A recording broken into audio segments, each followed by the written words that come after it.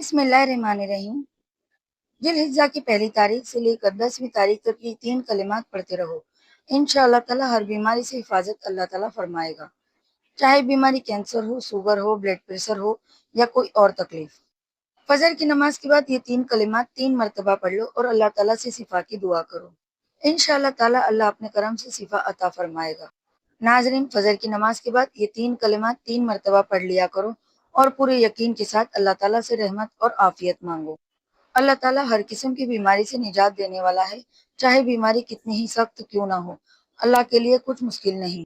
ये कलिमात बहुत बरकत वाले हैं। अपनी जिंदगी में इन्हें जरूर पढ़ो और अपने घर वालों को भी पढ़ने की ताकीद करो। इंशाअल्लाह ताला अल्लाह अपने करम से जिस्म और रूह दोनों को सुकून और आफियत अता फरमाएगा। नाज़रीन, हुजूर नबी करीम सल्लल्लाहु अलैहि वसल्लम की उम्र मुबारक जब 7 साल हुई तो आपकी आंखों में दर्द होने लगा। हुजूर सल्लल्लाहु अलैहि वसल्लम के दादा जान हजरत अब्दुल मुत्तलिब ने बड़े बड़े इलाज करवाए, मगर सरकार दो आलम सल्लल्लाहु अलैहि वसल्लम की आंखों को आराम न आया। हजरत अब्दुल मुत्तलिब बहुत परेशान थे कि अब क्या किया जाए। हर तरफ इलाज करवाया मगर प्यारा पोता शिफा नहीं पा रहा था। अब गहरी फिक्र में बैठे थे कि किसी जानने वाले ने आकर अर्ज किया, ऐ सरकार मक्का, परेशान मत होइए। मक्का शरीफ के करीब उकास का बाजार है। उस बाजार के पास एक तबीब यानी कि एक राहिब का घर है जो बहुत माहिर है। वो दवा भी देता है और दम भी करता है। इंशाअल्लाह ताला आपका पोता ठीक हो जाएगा। हमने कई मर्तबा उसे आजमाया है। हजरत अब्दुल मुत्तलिब ये सुनकर बहुत खुश हुए। आप हुजूर नबी करीम सल्लल्लाहु अलैहि वसल्लम को अपने साथ लेकर उस हकीम और राहिब के पास तशरीफ ले गए। शाम का वक्त था जब आप उसके दरवाजे तक पहुंचे तो देखा कि दरवाजा बंद है। आपने वहां मौजूद लोगों से उस राहिब के बारे में पूछा कि वो कैसा आदमी है। लोगों ने उसकी बड़ी तारीफ की और कहा कि राहिब साहब के हाथ में बड़ी शिफा है। जो भी मरीज उनके पास आता है वो उसे दवा भी देते हैं और दम भी करते हैं। फिर अल्लाह ताला अपने करम से उसे शिफा अता फरमा देता है। हजरत अब्दुल मुत्तलिब ने फरमाया, अब वो कहाँ है? लोगों ने कहा, हुजूर वो तो घर के अंदर ही है, लेकिन अब दरवाजा नहीं खुलेगा। आपने फरमाया, क्यों? लोगों ने अर्ज किया, हुजूर ये बहुत खास बंदा है, दरवाजा बंद करके इबादत में मशगूल हो जाता है। कई कई दिन तक दरवाजा बंद रहता है और जब उसकी मर्जी होती है तभी दरवाजा खोलता है। आपने फरमाया, क्या कोई बता सकता है कि दरवाजा अब कब खुलेगा? लोगों ने कहा, हुजूर अब ये मुश्किल है, क्योंकि आज ही दरवाजा बंद हुआ है। अब शायद कई महीने या फिर कई साल के बाद ही ये दरवाजा खुलेगा। हजरत अब्दुल मुत्तलिब बहुत ज्यादा परेशान हो गए कि अब क्या होगा। अचानक उस राहिब का मकान के जलजला या सा आने लगा। दीवारें हिलने लगी, छत कांपने लगी। करीब ही था कि वो तबीब अपने ही मकान के नीचे दब जाता। वो फौरन दरवाजा खोलकर बाहर आ गया। जब बाहर आया तो उसने हजरत अब्दुल मुत्तलिब को पहचान लिया कि ये मक्का मुकर्रमा के सरदार हैं। राहिब ने अदब से कहा, ए हुक्मरान, ए मक्का, आप सब कैसे तशरीफ लाए? हजरत अब्दुल मुत्तलिब ने फरमाया, मेरा ये पोता बीमार है, इसकी आंखें ठीक नहीं हो रही। मैंने सुना है कि तुम दवा भी देते हो और दम भी करते हो। मेहरबानी करके दवा भी दे दो और दम भी कर दो ताकि मेरा पोता शिफा पा जाए। जब उस राहिब की नजर प्यारे आका हजरत मोहम्मद मुस्तफा सल्लल्लाहु अलैहि वसल्लम के चेहरे अनवर पर पड़ी तो वो देखता ही रह गया। फिर वो जल्दी से अपने कमरे में गया, गुस्ल किया, नए कपड़े पहने, खुशबू लगाई, फिर एक आसमानी सहीफे के कुछ और आंख उठाकर लाया। सरकार दो आलम रसूलुल्लाह सल्लल्लाहु अलैहि वसल्लम करीब आकर किताब को देखता, कभी हुजूर सल्लल्लाहु अलैहि वसल्लम के चेहरे अनवर को देखता, कभी किताब की तरफ नजर करता, कभी जुल्फों को देखता। उसने सारे औराफ देखे, फिर सरकार दो आलम सल्लल्लाहु अलैहि वसल्लम के सर से पांव तक देखा। फिर वो हुजूर सल्लल्लाहु अलैहि वसल्लम के कदमों में गिर पड़ा और राहे रोते हुए कहने लगा, ए मोहम्मद सल्लल्लाहु अलैहि वसल्लम, मैं गवाही देता हूँ कि आप अल्लाह ताला के आखिरी नबी है। आपके बाद कोई नबी नहीं आएगा। सुभान अल्लाह। ये सरकार दो आलम सल्लल्लाहु अलैहि वसल्लम की अजमत थी कि अभी अल्लाह ताला ने जाहिरी तौर पर नबूवत का ऐलान भी नहीं फरमाया था, लेकिन राहिब पहले ही कलमा पढ़कर गवाही दे रहा था। हजरत अब्दुल मुत्तलिब ये सुनकर बहुत खुश हुए। फिर फरमाने लगे, राहिब साहब, जिस काम के लिए मैं आया हूँ वो जल्दी कीजिए। आपने फरमाया, मेरे पोते को दवा भी दो और दम भी करो ताकि उसकी आंखें ठीक हो जाए। राहिब की आंखों में आंसू आ गए। उसने कहा, ए सरकार मक्का, आप क्या फरमा रहे हैं? मैं इनका इलाज करूं? आप अभी मोहम्मद सल्लल्लाहु अलैहि वसल्लम की अजमत को समझ ही नहीं पाए। तुम तबीब को मरीज के पास ले आए हो, मुकद्दस हस्ती को गुनहगार के पास ले आए हो। صفائے کونین صفائے کائنات کو مجھ جیسے عجیب بندے کے پاس لے آئے ہو، داتا کو بھکاری کے پاس لے آئے ہو، مختار کو مجبور کے پاس لے آئے ہو، نبی کو امتی کے پاس لے آئے ہو۔ اے عبد المطلب، میں اپنے عبادت خانے میں بیٹھا تھا، اللہ تعالیٰ کی عبادت کر رہا تھا کہ اچانک میرا پورا مکان لرزنے لگا۔ آج اگر میں مکان کے باہر نہ آتا تو میں مکان کے نیچے دب جاتا۔ اے سرکار مکہ، تمہارا یہ پوتا بڑی شان والا، بڑی عظمت والا ہے اور بہت اونچے مقام والا ہے۔ دیکھو، ان کے چہرے انور سے نور کی فوارے نکل رہے ہیں۔ کائنات کی یہودی ان کے دشمن ہیں، انہیں اس طرح لے کر نہ گھما کرو، کہیں کوئی دشمن انہیں تکلیف نہ پہنچا دے۔ انہیں اپنے گھر لے جائیے اور ان کی حفاظت کیجیے۔ حضرت عبد المطلب نے فرمایا، راہب صاحب، آپ نے میری بہت رہنمائی کی، آپ کا شکریہ، لیکن جس مقصد سے میں آیا تھا وہ ابھی تک پورا نہیں ہوا۔ میرے پوتے کی آنکھوں کا علاج تو ابھی باقی ہے۔ راہب مسکرایا اور بولا، سرکار مکہ، ان کی آنکھوں کا علاج تو خود انہی کے پاس موجود ہے، مگر تمہیں معلوم نہیں۔ آپ نے فرمایا، علاج کہاں ہے؟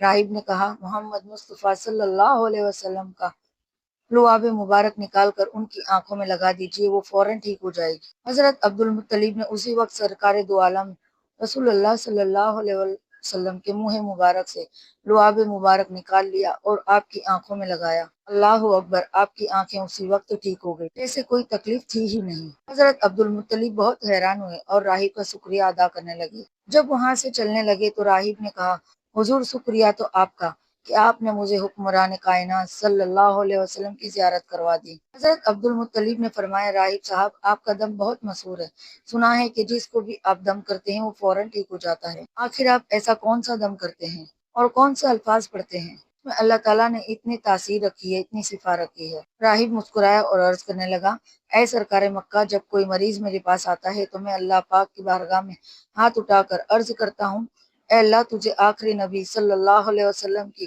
عظمت کی قسم، تجھے ان کے پیارے کی قسم، تجھے ان کی محبت کی قسم، اس بیمار کو شفا عطا فرما۔ پھر میں اس مریض پر دم کرتا ہوں، اللہ تعالیٰ ان کے صدقے اسے شفا دیتا ہے۔ ماشاء اللہ ناظرین، اکرام حضور نبی کریم صلی اللہ علیہ وسلم نے اپنی پوری زندگی انتہائی سادگی سے گزاری۔ آپ کی عادتیں، آپ کا لباس، آپ کی گفتگو اور آپ کا کردار پوری انسانیت کے لیے نمونہ تھا۔ کسی بھی انسان کے اخلاق اور اس کے کردار کا اندازہ اس کی عادتوں، اس کے لباس اور اس کی بات چیت سے لگایا جا سکتا ہے، وہ کیسی زندگی گزار رہا ہے۔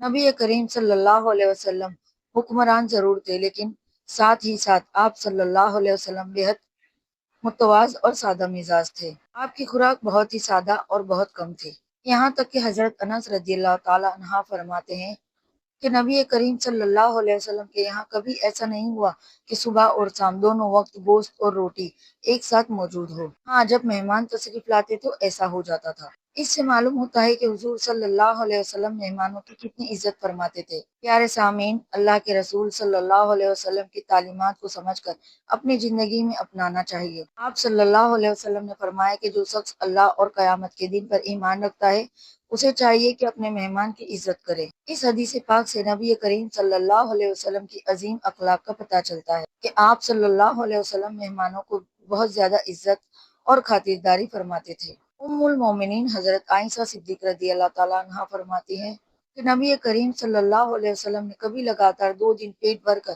جو کی روٹی نہیں کھائی، یہاں تک کہ آپ صلی اللہ علیہ وسلم اس دنیا سے پردہ فرما گئے۔ حضرت عائشہ صدیقہ رضی اللہ تعالیٰ عنہا سے مروی ہے کہ حضرت ابن عباس رضی اللہ تعالیٰ عنہ فرماتی ہے کہ رسول اللہ صلی اللہ علیہ وسلم اور آپ کے اہل خانہ کئی راتیں بھوکے سو جاتے تھے، انہیں کہیں رات کا کھانا میسر نہیں ہوتا تھا، ان کی زیادہ تر روٹی ذو کی ہوتی تھی۔ حضرت عائشہ صدیقہ رضی اللہ تعالیٰ عنہ فرماتی ہیں کہ رسول اللہ صلی اللہ علیہ وسلم میرے پاس تشریف لاتے اور پوچھتے، کھانے کو کچھ ہے؟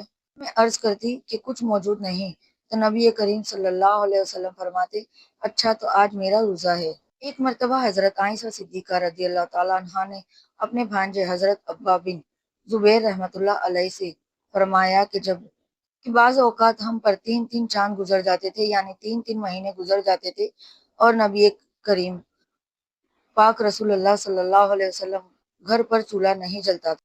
حضرت قربا رحمۃ اللہ علیہ نے حیرت سے پوچھا کہ پھر آپ لوگ کیسے گزارا کرتے تھے؟ آپ رضی اللہ تعالیٰ عنہ نے فرمایا کہ بیٹے، ہماری گزر بسر پانی اور کھجور پر ہوتی تھی۔ اللہ کے رسول صلی اللہ علیہ وسلم کے لیے کچھ انصاری پڑوسی آپ کو دودھ کا تحفہ بھیج دیا کرتے تھے کیونکہ ان کے پاس دودھ دینے والے جانور تھے۔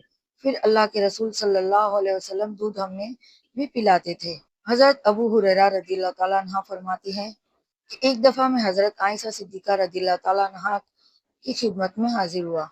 انہوں نے یمن کا بنا ہوا ایک موٹا قے دکھایا اور ایک موٹی اوڑھنے والی چادر بھی دکھائی۔ پھر اللہ پاک کی قسم کھا کر اللہ کے رسول صلی اللہ علیہ وسلم نے انہی دو کپڑوں کی وفات پائی۔ حضرت ابن مسعود رضی اللہ تعالیٰ عنہ نے روایت کی کہ اللہ کے رسول صلی اللہ علیہ وسلم ایک چٹائی پر آرام فرماتے تھے۔ جب آپ اٹھتے تھے تو آپ کے مبارک پہلوؤں پر چٹائی کے نشان پڑ جاتے تھے۔ میں نے عرض کیا، یا رسول اللہ صلی اللہ علیہ وسلم، کتنا اچھا ہوتا اگر ہم آپ کے لیے نرم بستر کا انتظام کر دیتے۔ پیارے ناظرین، آپ دیکھیے کہ نبی کریم صلی اللہ علیہ وسلم اس پر کیا ارشاد فرماتے ہیں۔ ارشاد ہوا، اس دنیا سے میرا کیا تعلق ہے؟ دنیا کی مثال تو اس مسافر کی ہے کچھ دیر کسی درخت کے سائے میں آرام فرماتا ہے، اسے چھوڑ کر اپنی راہ پکڑ لیتا ہے۔ اگر ہم رسول اللہ صلی اللہ علیہ وسلم کی مبارک زندگی پر نظر ڈالیں تو معلوم ہوتا ہے کہ آپ کی زندگی کا ہر پہلو سادگی کی مثال تھا۔ آپ نے نہ صرف خود سادہ زندگی گزاری بلکہ اپنے صحابہ اکرام کی تربیت بھی اسی انداز میں فرمائی کہ دنیا کی بے حقیقتی واضح کیا۔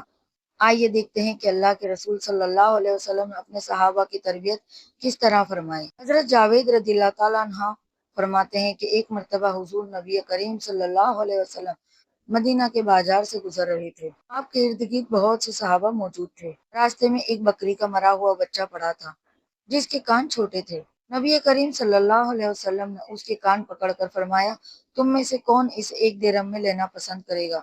صحابہ اکرام نے عرض کیا، یا رسول اللہ صلی اللہ علیہ وسلم، ایک درہم تو بہت زیادہ ہے، ہم تو اسے مفت میں بھی لینا پسند نہیں کریں گے۔ پھر آپ نے ارشاد فرمایا، اللہ کی قسم، اللہ تعالیٰ کے نزدیک دنیا کی حیثیت اس مردہ سے بھی کم ہے۔ ایک جگہ آپ نے فرمایا کہ دنیا اور پاک کے یہاں مچھر کہ ایک پر کے برابر بھی قیمت رکھی ہوتی تو کسی کافر کو پانی کا ایک گھونٹ بھی نصیب نہیں ہوتا۔